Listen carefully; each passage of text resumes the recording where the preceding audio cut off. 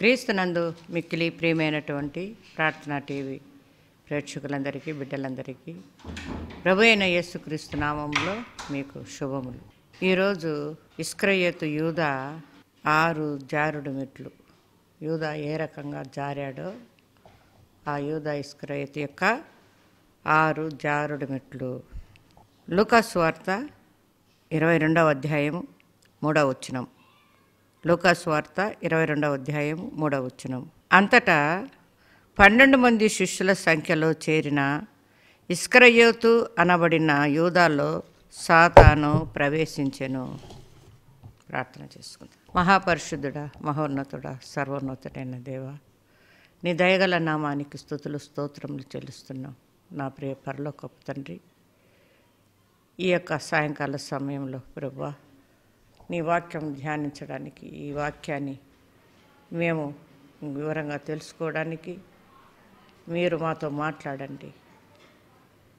పరిశుద్ధాత్మ ద్వారా ఈ యొక్క సత్యాలను బయలుపరచి యేసుక్రీస్తు యొక్క శ్రమలను ధ్యానించడానికి నీ ఆత్మతో నన్ను నడిపించి వినవారిని కూడా ఆత్మచేత ఒప్పింపచేయమని, ఈ సమయం అంతటిని కూడా నీ ఆధీనంలో ఉంచుకొని మీరే మాట్లాడి మీరే మహిమ తెచ్చుకోమని మా ప్రభు అయిన యేసుక్రీస్తు అతి పరిశుద్ధమైన నామంలో అడిగి వేడుకొని ప్రార్థించి పొందినాము తండ్రి, ఆమేన్. ప్రభునందు ప్రియబిడ్డలారా, ఇస్కరియోతు యూదా అనే అతను కేరీతువాడు. ఇతని యొక్క తండ్రి సీమోను, తండ్రి పేరు సీమోను. క్రీస్తు 12 మంది శిష్యులలో ఇతడు కూడా ఒకడు. ఇతనికి గొప్ప పదవులపై ఆశ మెండుగా ఉంది. ఇతనికి అపవాది అని పేరు కూడా ఉంది. ఇంకా ధనాపేక్ష కలవాడని, ఖజానాదారుని ఉద్యోగం చేస్తూ ఉన్నాడు. ఇతని గ్రామము కేరీతు. ప్రియబిడ్డలారా, ఇస్కరియోతు యూదా యొక్క జీవితంలో మనము 6 జారుడు మెట్లను గురించి 6 భాగాలు మనం తెలుసుకుంటున్నాం. ఇతనిలో ఉన్నటువంటి జారిపోయే తత్వం ఏమిటంటే, ప్రియబిడ్డలారా, దొంగలించుట. యోహాను సువార్త 12:6లో చూడొచ్చు. అప్పగించడము, అమ్ముకోవడము, మరి బోధకుడా అని కపటంగా పిలవడము, పాపపు గుంపులో చేరడము, ముద్దు పెట్టుకోవడం. ఈ 6 అతను జారిపోయినటువంటి మెట్లు. దొంగలించుట ఎలా అని మనం అతడు దొంగతనం చేస్తున్నాడని మనం ఎలా చెప్పగలుగుతున్నామంటే, యోహాను సువార్తలో 12వ అధ్యాయం 6వ వచనంలో, మరి ఇంకా కూడా అపోస్తల కార్యములు 1:19లో కూడా చెప్పబడినట్టుగా రాయబడినట్టుగా, బీదల మీద శ్రద్ధ కలిగి కాదు కానీ వాడు దొంగయ్యుండి తన దగ్గర డబ్బు సంచి ఉన్నందున అందులో వేయబడినది దొంగలించుచు వచ్చెను కనుక అలాగూ చేసెను. ఇక్కడ స్పష్టంగా రాయబడుతుంది. డబ్బు సంచి ఎవరి దగ్గర ఉంది? యూదా దగ్గర ఉంది.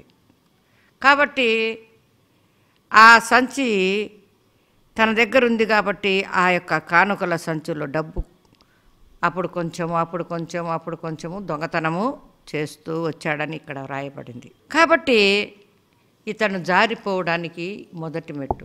ప్రేమైన బిడ్డలారా, డబ్బు సంచి యూదా దగ్గర ఉంది. ఆ డబ్బు ఎందుకు? పేదవారికి సహాయం చేయడానికి ఆ డబ్బును వాడతారు. ద్వితీయోపదేశ ఖండంలో చూస్తే ఇది పేదలకు సహాయం చేయడానికి ఆనాడు ఈ కానుకల డబ్బు అంతా వసూలు చేసి ఎవరైతే పేదగా ఉంటారో, వారు ఎవరికైతే ఆహారం వస్త్రం లేదో మరి వాళ్లకు సహాయం చేసేవాళ్ళు. మనకు ఇచ్చినటువంటి 10 ఆజ్ఞలలో కూడా దొంగతనము చేయకూడదు, దొంగలించకూడదని కూడా రాయబడింది. కానీ యూదా యేసు ప్రభు దగ్గర ఉన్నాడు, నీతి మాటలు వింటున్నాడు, కానీ డబ్బు మీద ఆశ కాబట్టి దొంగతనం చేస్తున్నాడు. ఈనాడు కూడా మరి యూదాలు, ఆనాడు ఒక్కడి గురించి మనం చూస్తున్నాము, ఇంకా ఎంతమందో ఉండొచ్చు. కానీ ఈనాడు కోకొల్లలు యూదా లాంటివి వ్యక్తులు సంఘంలో, కుటుంబాలలో కూడా ఎంతోమంది విశ్వాసులు కానీ స్వార్థకులు, బోధకులు, ఎన్నో రకాలుగా మనుషులు దేవుని యొక్క స్వార్థను బోధిస్తున్నారు, వింటూ ఉన్నారు. కానీ ఈ యొక్క చిన్న జారిపోయే తత్వం, దొంగలించే తత్వం. యూదా సంచిలో ఉండే డబ్బు దొంగతనం చేస్తున్నాడు. కానీ ఈనాడు సంచిలోనే ఉండాల్సిన అవసరం లే. ఈనాడు అక్కడికి ఇక్కడికి వెళ్ళి దేవుని పేరిట చెప్పుకొని ఇప్పించుకొని అది దేవునికి ఖర్చు చేయకుండా, పేదలకు ఖర్చు పెట్టకుండా తన యొక్క సొంత పనులకు వాడుకుంటూ అది ఎవరికి చెప్పరు. దేవుని పేరు మాత్రము వాడుకుంటున్నారు, డబ్బును దొంగలిస్తున్నారు, కనిపించని దొంగలు. ఆనాడు యూదా సంచి దాని దగ్గర ఉంది కాబట్టి దొంగతనం చేస్తున్నాడు అని చెప్పి అనేదానికి అవకాశము ఉంది. అందుకే చెప్పినాడు, రాయబడింది. ఈనాడు అలా కూడా కనిపించదు. వాళ్ళ దగ్గర డబ్బు సంచి ఏం లేదు ఇప్పుడుండే దొంగలకు. ఇటువంటి వారు దేవుని నామమున ఎవరికి తెలియకుండా దేనికో ఒక దానికి అడిగేసి తీసుకొని ఆ డబ్బును తమ జమలో వేసుకుంటున్నారు, తమ ఖాతాలో బ్యాంకులలో కూడా వేసుకుంటున్నారు, డబ్బును ధనాన్ని కూర్చుకుంటున్నారు. ప్రియబిడ్డ, ఇది నీ జీవితము జారిపోవడానికి ఒక మొదటి మెట్టు. కాబట్టి మనము దేవుని సొమ్మును ఆశించి దొంగతనము చేయకూడదు. అంతేకాకుండా ఇతరుల సొమ్ము కూడా, దేవుని యొక్క సొమ్ము కానుకల పెట్టెలో ఉండేదే కాదు, లేకుంటే దేవుని పేరిట చెప్పడమే కాదు, ఇంకా అనేకమైన పనులు చేస్తామని మోసగించి డబ్బులు సంపాదించుకునే వాళ్ళు కూడా ఈనాడు ఉన్నారు. కాబట్టి మనము ఈ దొంగతనం అనేది ఇస్రాయేలును ఎంతగా దిగజార్చిందో మనం చూస్తున్నాం. కాబట్టి ఆనాడు ఆకాను కూడా మరి ఇదొక దొంగతనం చేశాడు, ఆ యొక్క కమ్మిని. కాబట్టి ఆకాను శాపగ్రస్తుడయ్యాడు. కాబట్టి శిక్ష ఎవరికైనా, యూదాకే కాదు ఎవరికైనా మనం చెప్పుకుంటున్నాం, ఎవరైనా తప్పు చేస్తే అది తప్పకుండా ఫలితము తప్పదు. అది ఆకానైనా ఆదామైనా ఎవరైనా సరే ఆనాడు కూడా వాళ్ళు చేసిన తప్పులకు వాళ్ళు శిక్ష తప్పించుకోలేదు. ప్రియబిడ్డలారా, యూదా ఇస్రాయేలులో ఉండే రెండవది జారిపోయేదే తత్వము, ఆ మెట్టు ఏమిటంటే అప్పగించుట. అప్పగించడం అంటే నిష్కారణంగా, మరి ఇదిగో నేను మీకు ఇది ఇస్తాను, నాకేమి ఇస్తావు, ఇదిగో పలానా చాట భూమి ఉంది, అదిగా నువ్వు కొంచెం ప్రయత్నం చేసుకుంటే నీ సొంతమే అవుతుంది, నాకేమి ఇస్తావు, అది నీకు చూపిస్తా, అది నీకు అప్పగిస్తా. ఈ ఇస్కరియోతు మాదిరిగానే ఆలోచించే వాళ్ళు చాలామంది. ప్రతి పనికి ఏదో ఒకటి వాళ్ళకు ఆశ, నీకు ఇది ఇస్తే నాకు అదేమిస్తావు. ఇక్కడ ఎందుకు అప్పగిస్తున్నాడు యూదా? డబ్బు కోసమే, ధనం కోసమే. యేసయ్యను నేను అప్పగిస్తాను, నాకు అప్పగిస్తే లాభం వస్తుంది, డబ్బులు వాళ్ళు ఇస్తారు అని చెప్పేసి ఆ శాస్త్రుల దగ్గరికి వెళ్ళి, పరిచయుల దగ్గరికి వెళ్ళి బేరమాడి కుదుర్చుకున్నాడు డబ్బు. అందుకనే యేసయ్యను వారికి అప్పగించేశాడు. వారు భోజనము చేయించకుండగా ఆయనను అప్పగించవలనని సీమోను కుమారుడు యూదా ఇస్కరియోతు హృదయములో అపవాది అంతకుముందు ఆలోచన పుట్టించి ఉండెను. ఎలాగైనా ఇలా భోజనం చేసేటప్పుడే అప్పగించాలని చెప్పేసి ఒక ఆలోచన పుట్టించినాడు. ఎవరు? అపవాది.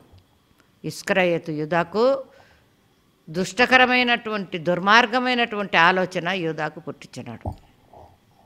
ఈనాడు కూడా మనలో ఎంత దుష్టమైన ఆలోచనలు పుడుతున్నాయో అపవాది పుట్టిస్తున్నాడు. ఎవరిని వాళ్ళని బాధపడినా పర్వాలేదు, నువ్వెళ్ళు ఈ పని చెయ్యి, ఈ మాట చెప్పు, నీకు లాభం వస్తుంది, ఈ చాడీలు చెప్పు, నీకు డబ్బు కుదురుకుంటుంది అని మనసులో ఆలోచన పుట్టిస్తున్నాడు సాతానుడు. ఎన్ని ఆలోచనలు, ఒక్కొక్కరికి ఒక్కొక్క రకమైన ఆలోచన. మనకు పుట్టించేటువంటి దుష్టపు ఆలోచన మనకు లాభం వస్తుందని ఆశ పుట్టిస్తున్నాడు అపవాది. ప్రతి విషయంలో చూడండి, కుటుంబంలో, సంఘంలో, మనము చేసే ఉద్యోగం చేసే స్థలంలో, పని చేసే చోట, వ్యాపారం చేసే చోట, ఒక దొంగతనం చేసి తను ఒక చిన్న పిల్లవాడైనా సరే, మనమైనా సరే, పెద్దవారమైనా, ఒక కూరగాయలు ఏరపంచుకుంటూ ఉంటాం, ఒక కాయ తీసుకుని సంచిలో వేసుకో, ఏం పోతుంది, చుల్లేదులే అయిప అని మనకు మనస్సులో బుద్ధి పుట్టిస్తారండి. ఈ అనుభవం అందరికీ వచ్చి ఉంటుంది. మామూలుగా కూరగాయలు, మామిడి పండ్లు అవే ఇవో చేసేటప్పుడు అవి తీసుకొని మన సంచిలో వేసుకోవాలి అనే బుద్ధి. ప్రియమైన బిడ్డలారా, ప్రతి ఒక్కరం కూడా చిన్న విషయంలో కూడా జారిపోతుంటాం. చిన్న విషయము, ఆ ఒక పండుతో మరి మనకు ఒరిగేదేం లేదు, కరెక్ట్గా తీసుకుంటే నష్టపోయేదేం లేదు. 4 దొంగతనంగా మన బ్యాగులో వేసుకున్నంత మాత్రాన మనకు ఆ రోజు తృప్తిగా జరిగిపోతుందా? కానీ ఉండలేం. ఎందుకు ఉండలేదంటే సైతాన్ మనకు అట్లాంటి బుద్ధి పుట్టిస్తాడు. ఎంత మంచి వారికైనా కూడా అలా యూదా ఇస్కరియోతులుగా మార్చేస్తున్నాడు అపవాది.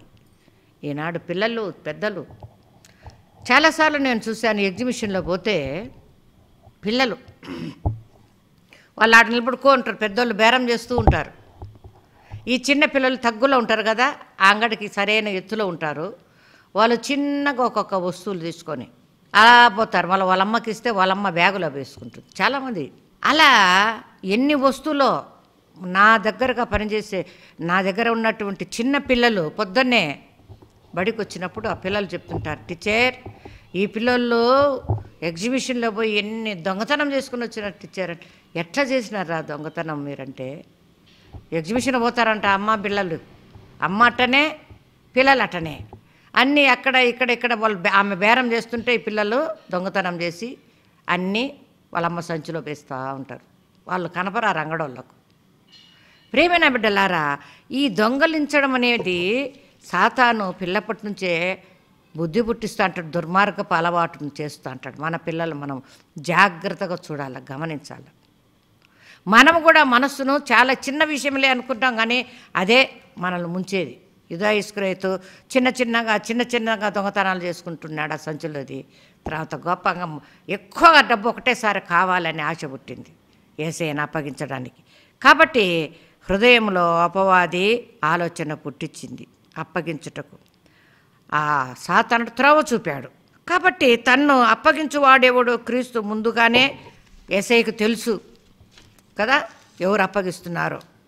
కాబట్టి ప్రవచనములు నెరవేరాలి. కాబట్టి యేసయ్య తన అప్పగించేవాడు తెలిసినా కూడా అలా జరగని అని ఊరుకున్నాడు. కానీ నీ పని కానీ యూదా, నువ్వు వెళ్ళు, నీ పని నువ్వు చూసుకోపో. కాబట్టి క్రీస్తును అప్పగించడానికి జారిపోయాడు, అంత దిగజారిపోయాడు. ఆయనతో 3.5 సంవత్సరం ఆయనతో ఆయన యొక్క ప్రసంగాలు, బోధలు విని, ఆయన పెట్టిన అన్నం తిని, అంటారు కదా పెద్దలు, అన్నం పెట్టి చేయని నరుక్కుంటారని. ఆ రకంగా అంత ఆదరించి అంత ప్రేమ చూపించిన యేసయ్యనే అప్పగించడానికి జారిపోయాడు.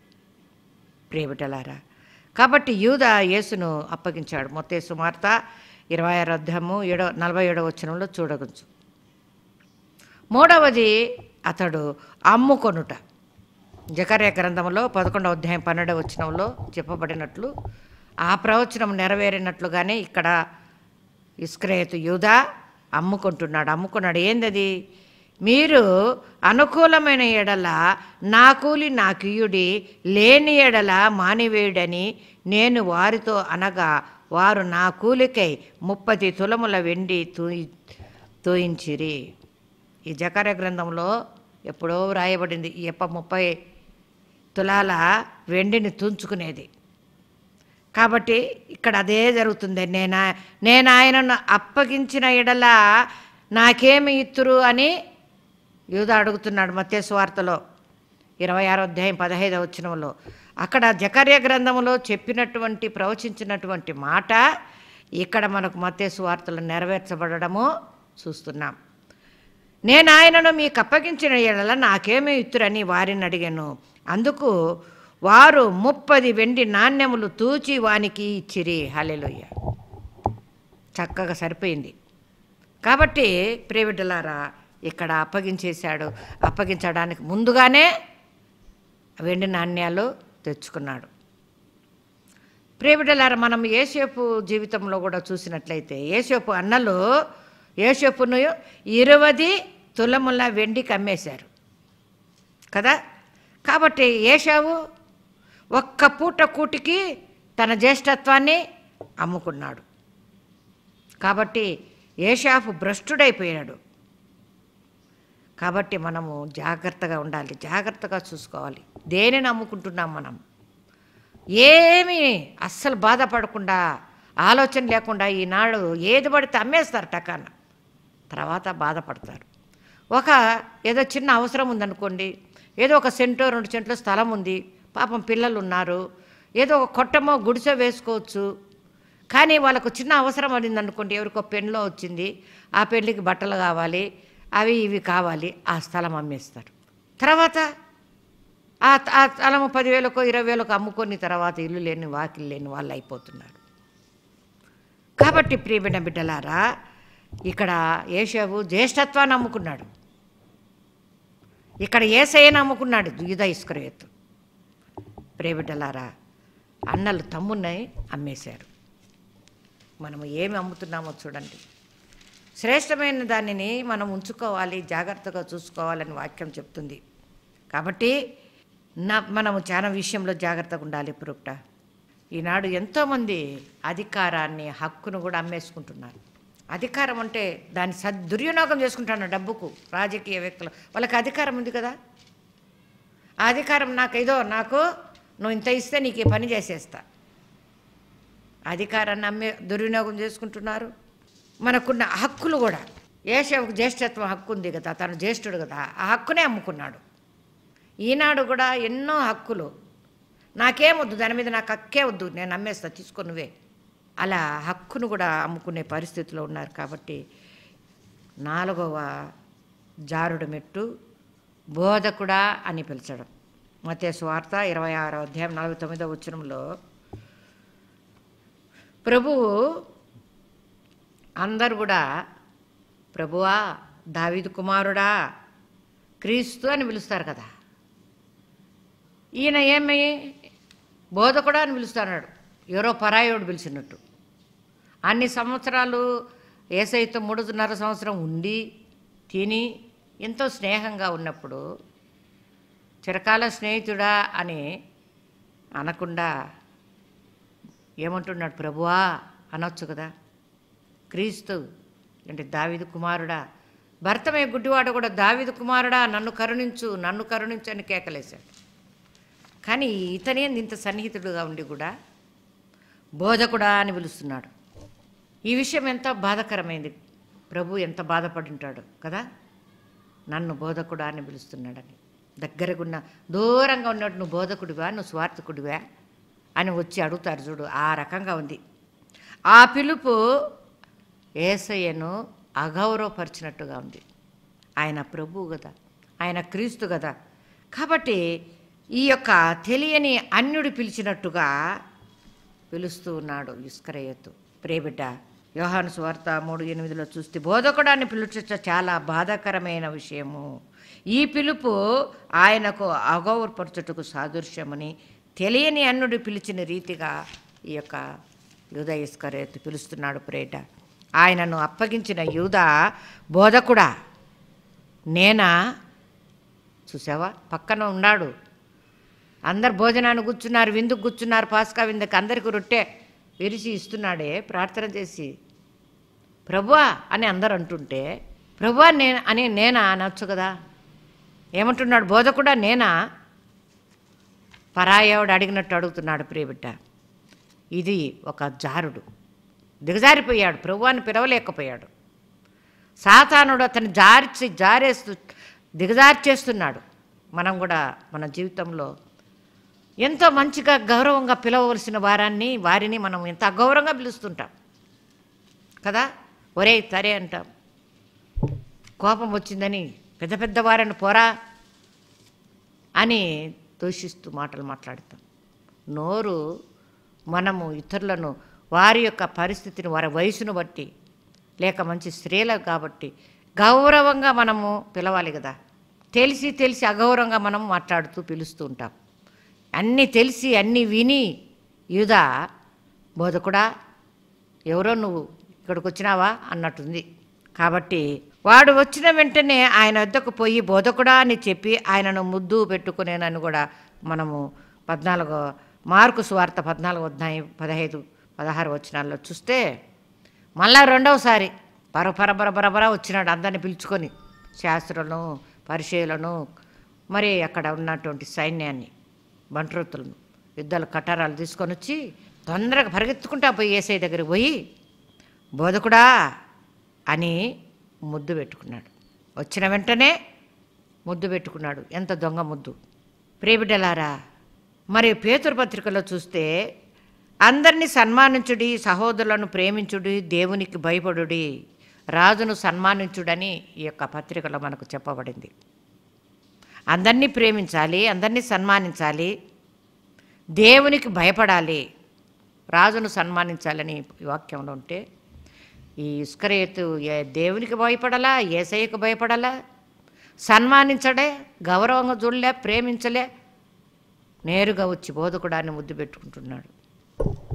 ఆ యొక్క ఇస్కరియోతు జారేదానికి ఈ మెట్టు. 5వదిగా పాపపు గుంపులో చేరుట. మత్తయి సువార్త 26వ అధ్యాయం 46వ వచనంలో చూస్తే, మరి శిష్యులందరూ కూడా ఆ యేసు యొక్క శ్రమలలో పాలివారే ఉండాలి కదా. కానీ ఇతను ఎక్కడ పోయాడు? పాపపు గుంపులో పోయి చేరుకున్నాడు. అప్పుడు 12 మంది శిష్యులు సంఖ్యలో చేరిన యూదా ఇప్పుడేమో ఇస్కరియోతులో సాతాను ప్రవేశించింది కాబట్టి వాడు వెళ్ళి ఆయనను వారికి ఎలాగూ అప్పగించవచ్చునో అని దానిని గూర్చి ప్రధాన యాజకులతోనూ అధిపతులతోనూ మాట్లాడారు. వాళ్ళ దగ్గరికి వెళ్ళి మాట్లాడుతున్నాడు, ఎలా అప్పగించాలా, వాళ్ళు ముందుగానే యేసయ్యను ఎలాగా పట్టుకోవాలి, ఎలా అతనికి శిక్షించాలి, చంపాలి అని ఎదురు చూస్తూ ఉంటే వారి దగ్గరికి వెళ్ళి, ఇంకా యూదా ఎప్పుడైతే వాళ్ళ దగ్గరికి వచ్చేసాడో వాళ్ళకి ఇంకా సంతోషం అయిపోయింది. ఆహా, సరైన వ్యక్తి మన కాడికి వచ్చాడు, యేసయ్య శిష్యుడే వచ్చినాడు, మనం చక్కగా యేసయ్యను మనకు ఏం భయం లేకుండా మనం పట్టుకోవచ్చు, యేసయ్యనే చూపిస్తాడు, మనం బాగా మనమైతే గుర్తుపట్టకలేం ఎవరో యేసు ఎవరో క్రీస్తు అని.